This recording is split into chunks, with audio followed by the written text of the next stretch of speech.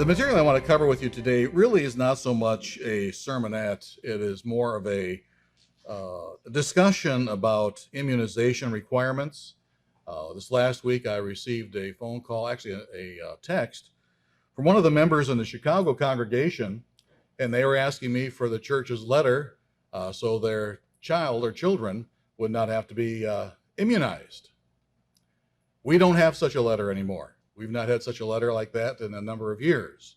And I thought what I'd do is go through and read what the church has along these lines so you would be well informed as to where we are coming from as an organization.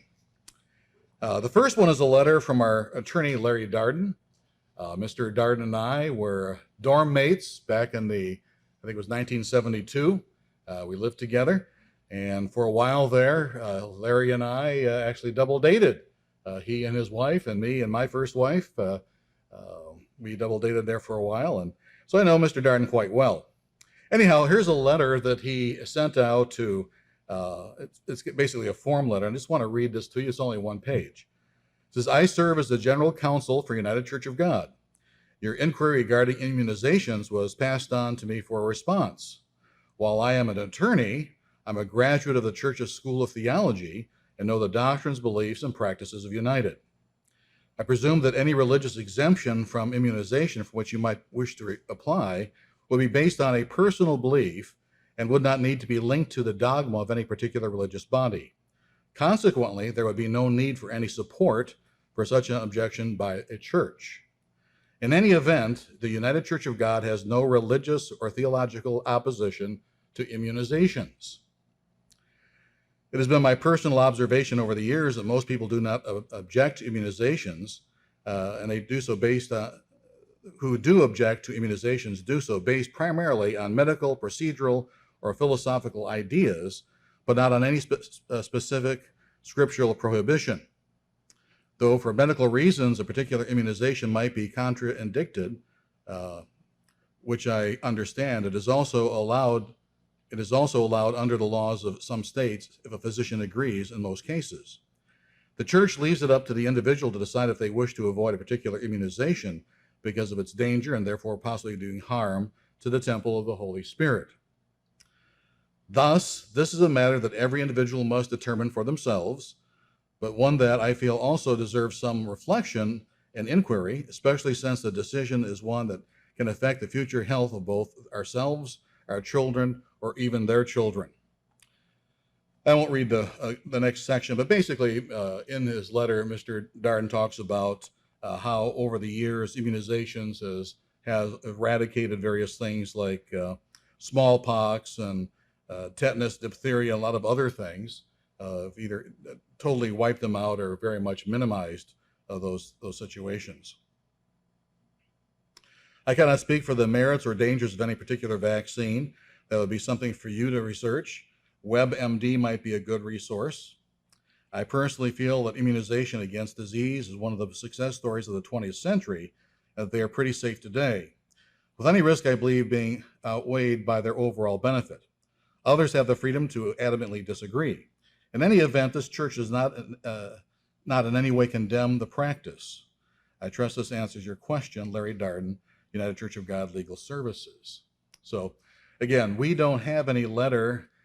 Most of you don't have kids where this would apply, but if you want a letter for your grandchildren, for yourself, or whatever, we simply don't have it. Now, I was thinking about maybe writing a letter on my own and saying you've got sincere religious beliefs or beliefs, but I think that would maybe be in conflict with what the Home Office desires. They can do that themselves. This next little one's about half the size of the first one I read, is the history, recent history of immunization so far as the church is concerned. And I'll quote here, the church's stance on member objections to mandated school-age children immunizations really began with Steve Andrews and David Hume in 1995-1996. They determined that the church would continue the 1988 Worldwide Church of God position regarding being neutral on immunizations. However, at that time, there were still several states that required the objecting member to be affiliated with a church that endorsed their objection. Consequently, we did prepare forms on United Church of God letterhead that supported those members who objected on the basis of whatever is not of faith is sin. However, since about 2000 or so, no state required a church affiliation in order to grant an exemption for school-age children from immunizations and replaced those statutes with an exemption that could be based on personal, religious, or ethical grounds. Thus, there was no longer a need for church involvement. This change in our earlier forms was further encouraged by then President McCullough, who took the position that the church was unwilling to undertake to subsidize any legal defense for any member's objections to immunizations if they were challenged by authorities. So it became problematic to issue letters of support, yet be unwilling to defend or even assist in the defense of such a right in the court. That's basically the reason why I felt I could not write my own personal letter on your behalf or for your kids or whatever, since the church has taken a stand that it has. Now, there is a third thing here I've got. This is not from the church. It's the National Conference of State Legislatures. And I'm just going to read a short portion of this. All 50 states have legislation requiring specified vaccinations for students. Although exemptions vary from state to state, all school immunization laws grant exemptions to children for medical reasons. Almost all states grant religious exemptions for people who have religious beliefs against immunizations. 20 states allow philosophical exemptions for those who object to immunizations because of personal, moral, or other beliefs. As a result of legislation passed in 2015, 2 of these states, California and Vermont, will no longer allow philosophical exemptions beginning in July 2016, bringing the number of states that allow philosophical exemptions to 18. Now, what's the difference between a religious exemption and a philosophical exemption? A religious exemption indicates that there is a provision in the statute that allows parents to exempt their children from vaccination if it contradicts their sincere religious beliefs.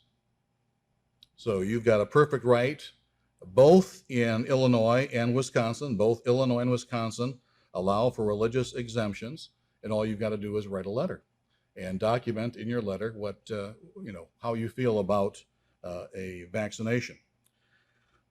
Philosophical exemptions indicate that a statutory language does not restrict the exemption to purely religious or spiritual beliefs.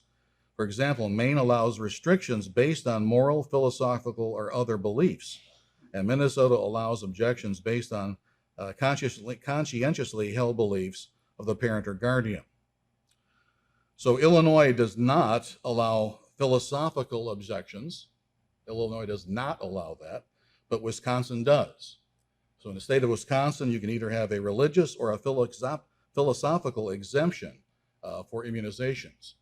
So the path for all of this, the bottom line is you're certainly welcome, whether you live in Illinois or Wisconsin, to write a letter, send along with the children or grandchildren, stating what your objections are to the immunization. If at that point they were to contact me, I'd be certainly happy to let them know that you're a member in good standing and these are your sincere beliefs. That should be enough for whatever you need to do. So I thought I would at least go through this material, and if you've got any questions, we won't take care of those questions now, but if you've got any questions about this, please see me after the service today, and we'll be more than happy to explain if something was not clear. But again, for some time now, since about 2000, we have not had a letter, a form letter, a official letter from the church on a letterhead stating that little Johnny or Janie could be exempted for an exemption for immunization. But you have every right, and I've got the statutes here for Illinois and for Wisconsin, the statutes that allow for religious exemptions, or in the state of Wisconsin, both religious and philosophical exemptions. So you can get out of it. All you need to do is write your own personal letter.